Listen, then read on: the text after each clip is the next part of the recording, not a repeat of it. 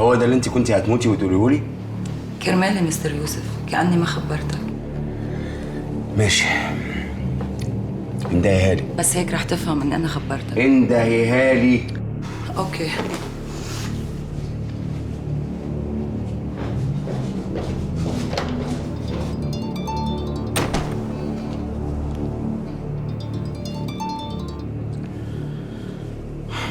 صباح الخير يا سيادة الوزير. مزعل ناس ليه يا يوسف؟ أنا برضو اللي مزعلها.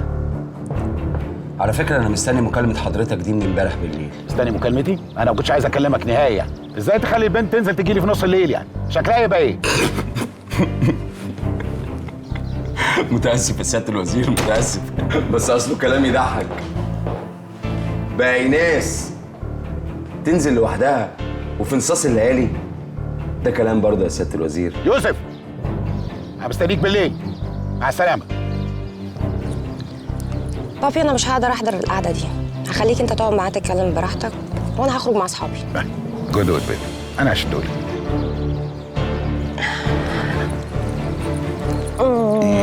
لاف يو.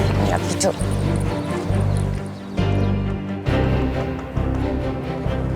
ها،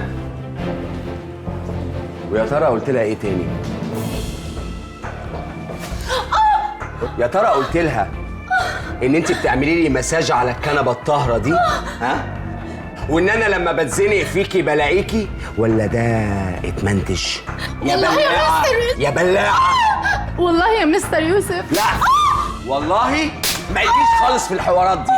قولي وحياة شرفي، وحياة لا مؤاخذة، بتشتغلي عليا جاسوسة يا وسخة.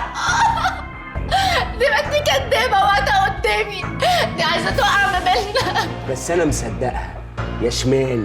مستر يوسف، يحيى بيه وصل. قومي دلوقتي وهنكمل كلامنا بعدين. اوعي تتحركي من بره. يلا.